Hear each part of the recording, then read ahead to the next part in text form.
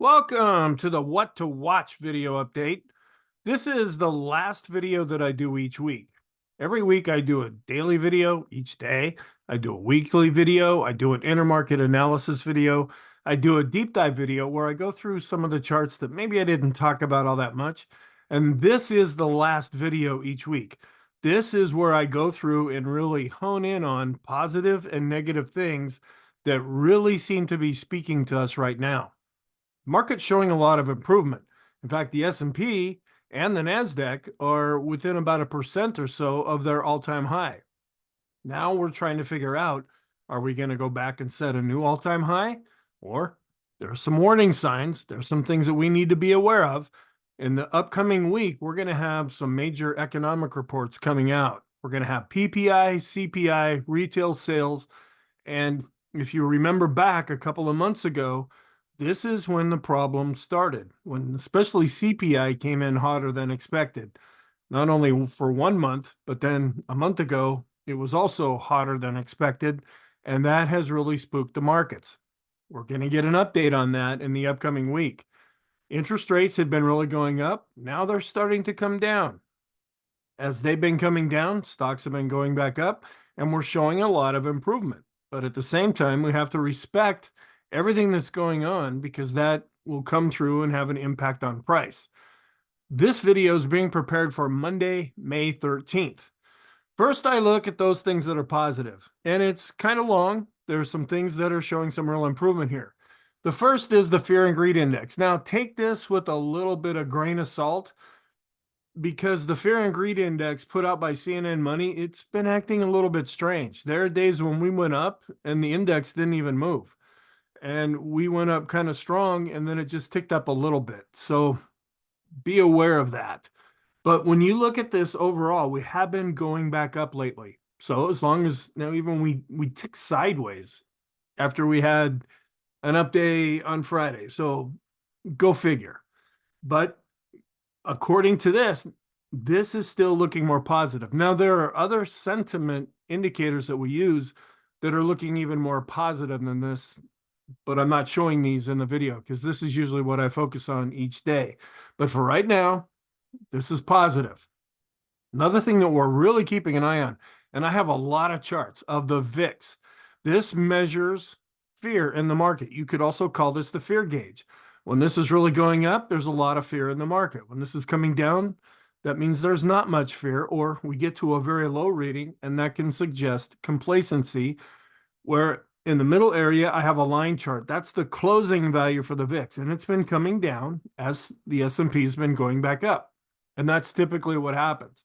On the bottom, I have a bar chart. This is the open, high, low, close for the VIX, and we're getting to some pretty low readings right now. We're dropping below the moving averages on both charts, and we're coming down, and we're actually dropping below 13. Then there's another indicator which is applied to the VIX called the VIX of the VIX, or the VVIX. And this is getting to a really low level. We haven't seen this low of a reading in over a year, and that's as far back as this chart goes, both when we look at the bar chart and the line chart. So that means volatility of the VIX is also coming down.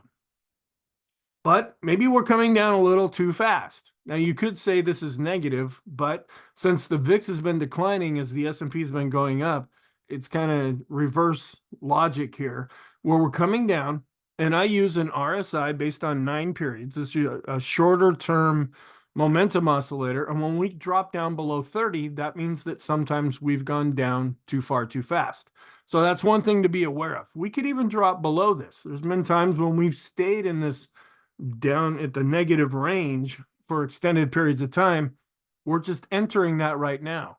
It could be over really quickly, or this could actually last for a few days.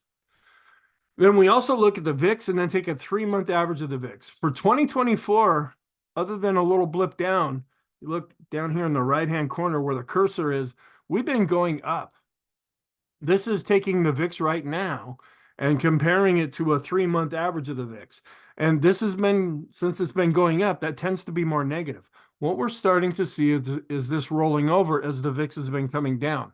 It tends to be more positive when this ratio is actually declining, and that's what it's starting to do. But before we saw it start to come down, only to turn and go back up. So we don't know if this is going to last, but for right now, this is looking more positive. Then we also look at the VIX and compare it with the MOVE index, where the VIX measures volatility of stocks. The MOVE index measures volatility of bonds, and we do a ratio between the two. For 2024, and I mainly follow the red moving average here, this has been going up. That means that bonds and stocks have been increasing in volatility. What we're starting to see here is this ratio is coming down and the red line is starting to roll over as both bonds and stocks have been going back up and we're seeing volatility decrease. Now, this could change again, but for right now, we're seeing a bit of an improvement with this ratio. You notice when the S&P was really going up back in 2023, this red line was going down. That's what we want to see, is this actually turn and continue to go down to be more positive with this actual chart. We also look at the momentum of the VIX. I use a MACD for that. And as the VIX has been coming down, the momentum has also been coming down as well. Then I was noticing something kind of peculiar over the last week or so.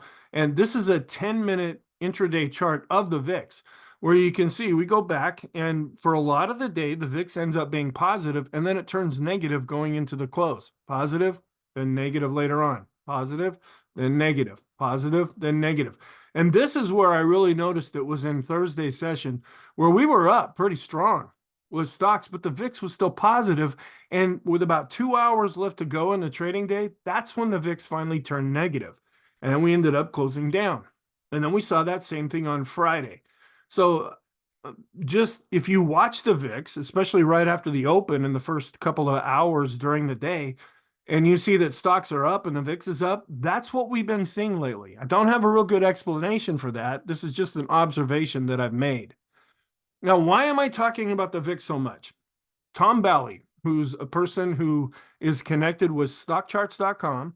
He also has another website called earningsbeats.com. I am a subscriber to Stock Charts, but I'm not a subscriber to earningsbeats.com. But I watch his videos. He posts things that are interesting, and he's done some research here. Now, by looking at this chart, some of these numbers are going to be slightly out of date because when these returns were actually figured out, it was near the end of 2023. But the chart itself is up to date as of Friday's close. And when the VIX continues to come down and we get below 13 into this dark green area, that's when we see the best returns. Because there's this old saying in the market, when the VIX is low, it's time to go. Well, if we camp down here for a while, this is when we tend to see stocks really doing well. And we see some nice returns. When we get back up above 13, we still see positive results, but they're quite a bit less. And when we get even above 17, we do see positive returns, but they're even less. It's when we get above 20, that's when we start to see negative returns on an annualized basis.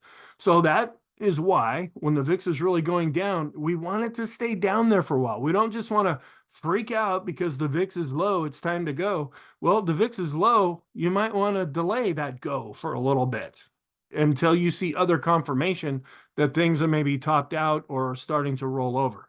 So that's a real area that I'm focusing on right now is what's happening with the VIX. This is still holding up okay. This is an intraday chart of large cap growth, that's in blue, versus large cap value, that's in red, and we still see the blue line above the red line intraday. Now, they're on different scales, but when the blue line is above the red line, that means that growth is outperforming.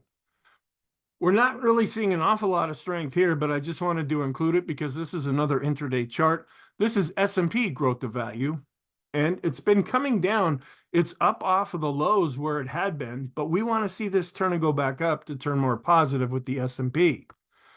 Here's a daily chart of the S&P where we were able to close above. You see this little dashed line here? That's a pivot point. That was resistance that the market was having some trouble with. We were able to get above that and close above that.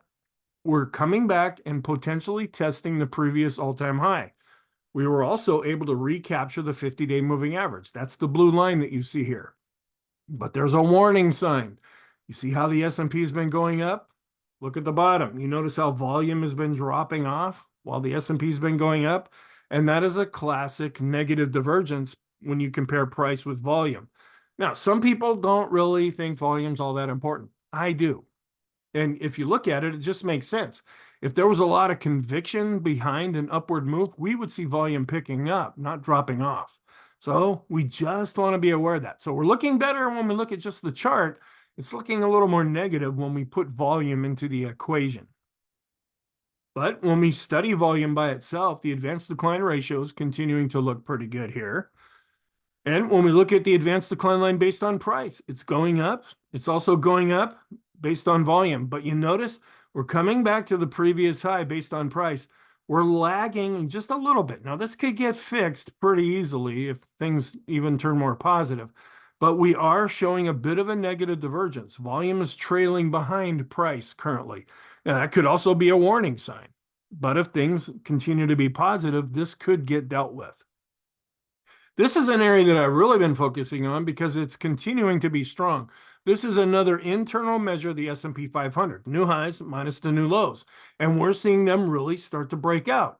We're seeing the 5 period going up and the 10 period going up, and we're really not seeing many, if any, well, there's a few new lows being generated right now. So as the S&P goes up, we want to see this green line continue to go up if we're more positive on the market. The accumulation distribution, we were right on the moving average a week ago. We only had a pretty good week this past week. Now we're leveling off after Friday's session, but now we're above the moving average, and the moving average, the red line, is starting to ever so slightly go higher. And this is a smart money indicator. It's also based on volume. So when this is going up, that's more positive. We want to see a nice little run like we saw from November going until about the middle of March. That's when the market was really screaming to the upside. If we can stay above this for an extended length of time, that would be even more positive. We're kind of in a non-trending environment right now, as measured by the ADX, or average directional movement. We're positive, where a week ago when I did this chart, the red line was still on top. Now you notice that the green line's on top. So we do default to positive. But we're seeing the ADX continuing to go down, and it's dropped below 20, and it's also below its moving average. Now, part of that is because it's switching from negative back over to positive, and it takes some time for this indicator to adjust. What we want to see, if we see more follow through to the upside, is the green line continuing to go up, the red line keep going down, and we want to see the ADX turn up, cross above the moving average, and also go back above 20. That would be a trending environment that would be positive. If we don't see that, we're kind of doomed to keep seeing what we're seeing right now. Then we're looking at a double and triple exponential moving average based on 50 periods. We were able to recapture the 50-day moving averages. That was the big question we were asking a week ago. That happened. Okay, where do we go from here? Well, we're above both of these lines, and the lines are starting to turn back up. Now, it would be even more positive if we keep going up. We want to see the red line cross above the blue line. Hasn't done that yet, but we are showing some improvement here with this chart. We look at those stocks inside the S&P 500 above their 20-day moving averages. This is continuing to really go up. And the next chart, I have a study of this. This is something I found last week, where we look at the SPY instead of the S&P 500. This is the ETF for the S&P 500. Whenever we had a really low reading, we had one in March of 2023, October of 2023. We just got finished having one in April of 2024. And then we see a real thrust up, kind of, I've been talking about the ZWAG NYSE breath thrust. This is kind of like that. When we go from an extreme negative reading up to a very positive reading above 70, and then see what happened after that. Okay. Now, we had one of those kind of triggered back in October, where we saw a 70 reading, but we never got up to the 20 level here. Okay, let me back up. We saw a very low reading below 10, where we never got back up to the 70 level, and then we started to come back down. But there was something positive that happened here. You notice with the indicator, we made a higher low, even though price made a lower low. So the next time when we really started to thrust up, we went above the 70 level, and look at what stocks did after that. Now, we don't know how this is going to play out for right now. Is this going to just be a nice little thrust, and we're going to continue to see the S&P come up like we saw back in March of 2023? Or is this going to be something like we saw last October, We didn't get above 70 at that time, so this is actually somewhat valid. We're just waiting to see what kind of a follow through will happen. But this is right now looking like a positive setup. Then stocks above their 50-day moving averages. We did cross back above 50. This is the line in the sand between positive and negative. We have been going up, so this is improving. Stocks above their 100-period moving average are looking better, and stocks above their 200-day moving averages are looking better. We want to keep an eye on the moving averages here. We've got the 20s and the 50s kind of all spaghettied up here, kind of mixed up. What would be better is if we could stay above these lines, see the lines turn up and see the 20 period actually cross back above the 50 period. That's if we go up.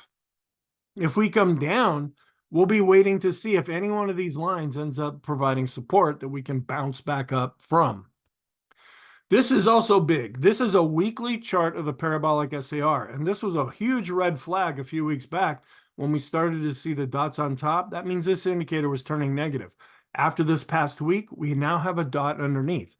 The daily chart's already positive, and I'm not showing it in this video. Now we're seeing confirmation of that with the weekly chart, so this is more intermediate term positive. Ichimoku cloud, we're starting to come up out of the cloud now. We've been kind of stuck in this green little cloud for quite a while. The fact that we're coming back up is showing an improvement there. And the bullish percent index. Now, this is different than moving averages. This measures the point and figure buy or sell signals inside of the S&P or whatever index we're measuring. We came down a little bit below 50. That's negative. That's the line in the sand between positive and negative as far as I'm concerned. Now we're starting to go back up. And if we can continue to go up, that would be positive for the S&P 500. The advanced decline line studies that we look at, not only for the S&P, that's the second one down, but when we look at NYSE common stock, the mid caps, and the small caps, they're not really breaking out and showing a lot of conviction, but they are above their moving averages, and the moving averages are starting to turn back up slightly. The small caps are lagging behind just a little bit with their moving average. The Chaikin money flow, it had been negative. It's starting to improve, not by very much, but we've seen a couple of days now of green bars here, and the moving average is going back up. And this is another smart money indicator showing that things are turning a bit more positive. Our oscillators, which had been really giving us a mixed picture, now we're seeing positive readings across the board. Now, for those of you that don't watch the daily videos, the top two oscillators, these are short term, and they're looking positive. In fact, the slope oscillator is getting above this green line and might be looking a little too positive. Then I have three intermediate term oscillators. The MACD, which probably most of you have heard about. That's usually one of the first oscillators people learn about with technical analysis. The PMO and the PPO. These are all looking more positive. They're above their moving averages and going up. Then the long-term oscillators, TRIX and KST, they're starting to turn up as well. So we're seeing across the board confirmation, at least showing a lot of improvement with the oscillators. So our momentum is looking better. The vortex, a week ago, this was negative. Now, with the up week that we saw, the green line is now crossed above the red line, and the red line is declining. So this has turned positive. We look at the cumulative advanced decline line for the S&P based on price. That's coming back to the previous high when we set an all-time high. Now, this is positive and negative at the same time because we're coming back to this previous high based on price. We're not quite there based on volume. That's the negative side, but the positive side is we are going up. We want to see these confirm each other if we see more follow through to the upside. We want to see them both surpass their previous highs. Large cap growth was able to get back above its 50-day moving average. So that's looking a lot better. We did find some support here at the 100-day, and we bounced up off of that. Not quite back yet to an all-time high, but pretty close to it. The Dow, looking a little better, above its 50-day moving average, broke above this R1 pivot level. Not really strong right now, but it is looking more positive. And then one thing I want to point out here is the Dow is a little ways away from its previous all-time high. And that's usually a positive thing. In fact, it's always a positive thing. The one thing that's negative here is the transports. Even though they've been bouncing up, they have not confirmed the all-time high that was set in the Dow. This would be a confirmation according to traditional Dow theory. What I want to bring out in this chart is look at what's happening down with the utilities. They're just screaming and really going up. And this tends to be a more defensive part of the market. Why are the utilities really going up? You can make a case to say, well, we might be getting ready for the market to really go down. Or you could also make a case to say, well, longer term, even though it's longer than what I'm showing on this chart, the utilities are still in a downtrend. This is just a counter trend move within a longer term downtrend. You can make a case for either side, but this is strange, something that we don't usually see that we're seeing right now. So I wanted to point it out. NASDAQ 100 was able to get back above its 50-day moving average. However, we bumped right into this R1 pivot level, which is acting as overhead resistance, and we're still below that at this time. NASDAQ 100, a week ago, the momentum was looking better. Now we've actually turned positive with the PPO, and that's what I use to measure momentum for the NASDAQ 100. The QQQs are back above their moving averages. It would turn more positive if we could see the blue line, which is the 20-period moving average, actually cross back above the 50. Longer term, we're still looking good, but we want to see these moving averages turn back up to stay more positive. And then the NYSE advanced decline line, it's breaking out. We're seeing more broad market participation. This is actually leading a little bit. You notice how this is breaking out above this previous high, where the S&P has not surpassed its previous high. Now, that's not an apples to apples comparison, but we can still make some of these comparisons anyway. This is just suggesting that the broad market is actually doing better than the S&P at the current time, even though the S&P is doing pretty good itself. When we look at common stock based on price, we're starting to break out here. When we look at it based on volume, we're also starting to break out here. This is more of a broad market strength measure that we're seeing. Financial sector, above its 50-day moving average, still in a longer-term uptrend. That's positive. And one of these days, I'll get to actually stop talking about this chart, but not right now. We closed above this R1 level. That was positive a week ago. Now we've continued to add to those gains, and we're a little bit above this R1 level. Just for those of you that haven't seen this chart before, why is this important? Well, go back here to 2021. We came right up to one of these pivot levels, and these are good for the whole quarter. And that's the cool thing about these. They're on the chart. We can see them before price and time even get there, so we can be prepared for this. We came right up to this pivot level, and then we went into 2022. Well, then we started to bounce up out of that, and we came right up to another one of these pivot levels back in 2023, and then we had a really rough time last fall. This time we were able to break through this pivot point, go above it, but then we lost it. We came back down. Now we're starting to go back up. So for right now, this is positive, but we want price to be able to hold on to that. The mid caps came right up to this pivot point and actually closed below it, but they're above their 50-day moving average, and this is one of the stronger areas of the market right now. The NASDAQ is right up to this pivot point as well, and it's actually doing a little bit better than the NASDAQ 100, which is strange because it's the NASDAQ 100 that really tends to lead the market higher. Unfortunately, when it's under pressure, it leads the market lower. So the NASDAQ is actually looking a little stronger right now, but we want to get above this resistance. And I've noticed that these pivot points are pretty critical, especially when you apply them to the NASDAQ and the NASDAQ 100. When we look at a broad market measure of the 5-period moving average of the highs minus the lows, we had gone negative. We're continuing to go up, and we're above zero. So that's looking better also. The Wilshire, which is a broad market measure, we're back above the 50-period moving average and getting close to the all-time high. Total stocks, this is 2,651 stocks, above the 50-day moving average and close to the all-time high. The FANG index, it's been chopping more or less sideways. We're not seeing an awful lot of strength. These are the Magnificent Seven, the big large cap, the ones that have really been driving things higher. They're positive, but they're not breaking out. In fact, they were actually down a little bit in Friday's session, but we're still above the 50-day moving average, and we're still in a longer-term uptrend. Then we look at the soft landing scenario. When we're above the rainbow and it's going up, that means the market is anticipating a soft landing. What that means is we might have some economic slowdown, without necessarily going into a recession. Opposed to a hard landing, which means we do go into a recession. We were seeing some weakness here in April, but now we're starting to turn around and go back up out of the rainbow. This is 3 to 7 year bonds compared with stocks. We want to see this going down and showing that bonds are underperforming if we're more positive on stocks. Back in April, this was starting to come back up. Now we're starting to come back down. To be more positive and to remain positive, we want to see this ratio continue to fall. Long term, the NASDAQ 100 is right a little bit above this long-term trend line going back to 2009. It lost it there for a while. Now it's starting to recapture that again. Similar thing here with the S&P 500. This is a trend line that goes all the way back to the 1987 crash. We were not really getting close to this. We're just turning and going back up, but this is still remaining positive.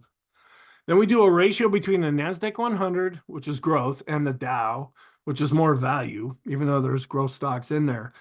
And what the perma bears were really talking about in this chart is they thought this was just going to collapse. Well, we're not. We're right back at really high readings.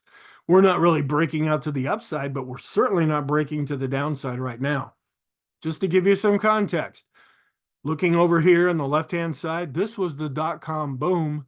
This was the dot-com bust. And it took many years to get back up to the same ratio. This was the end of 2021. Then we went into 2022. We finally were able to get back up to this level, and it's still undecided what's going to happen longer term, but it's not falling apart at this time.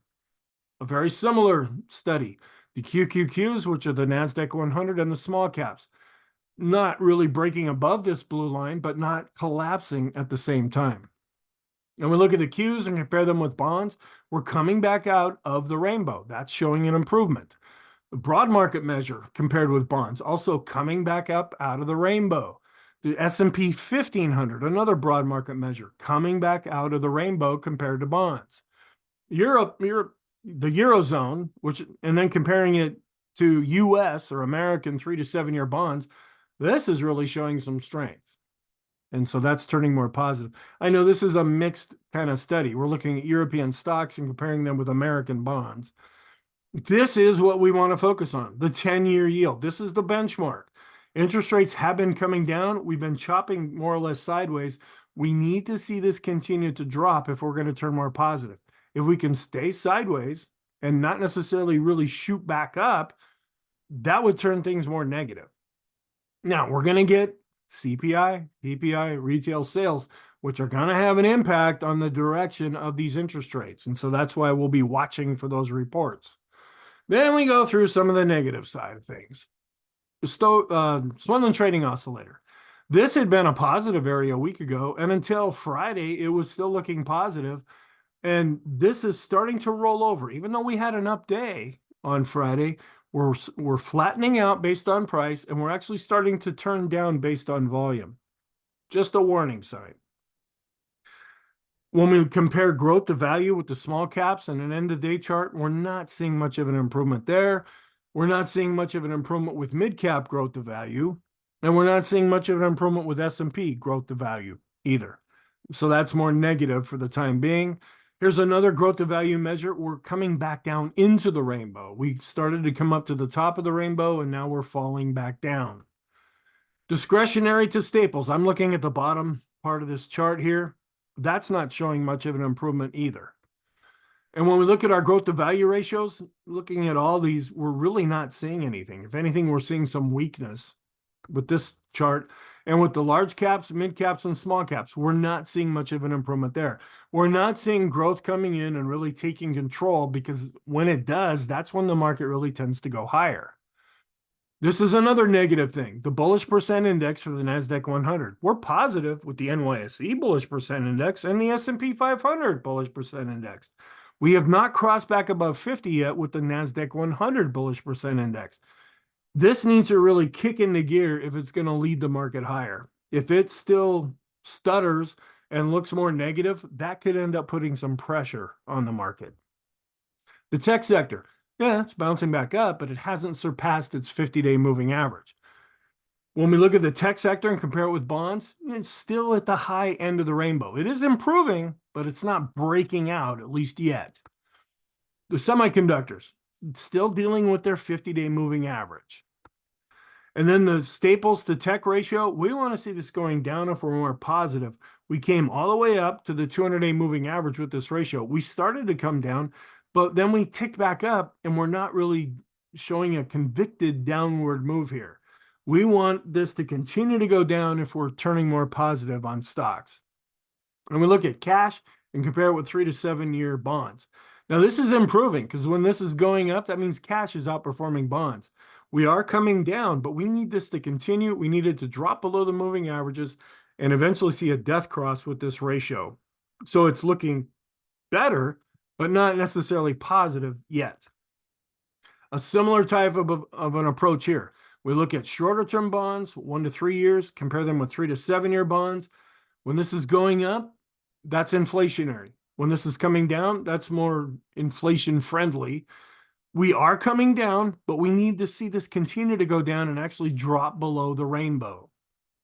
We look at tips, which are what folks get into when they're worried about inflation. That means when this is going up, that means tips are outperforming compared to 7 to 10 year bonds. This is coming down, but you can see how it ticked up in Friday's session. We want to see this continue to drop until it really turns more negative. We have to keep this, that would be more positive for this to turn negative. I know that's a real contradiction there. And then we look at home construction and compare it with bonds. Showing an improvement, but it's not broken out of the rainbow yet.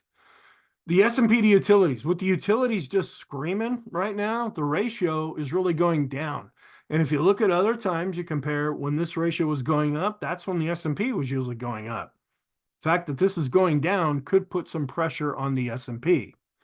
And then staples, kind of the same thing here. When this is really underperforming, that gives really good support to the S&P.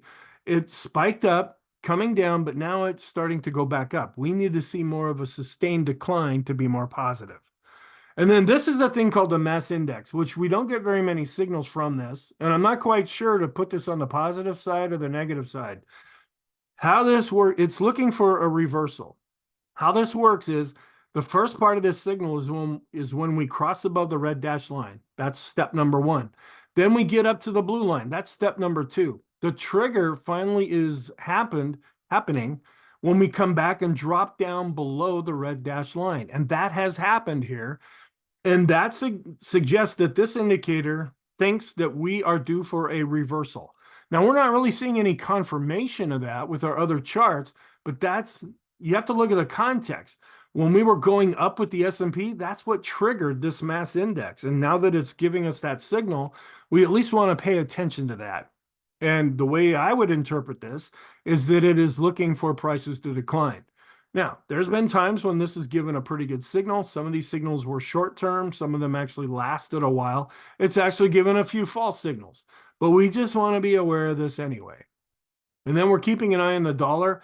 It was up a little bit in Friday's session. It's still in an uptrend. If this can continue to decline, that would be more positive for stocks. Thank you. I really hope you found this helpful.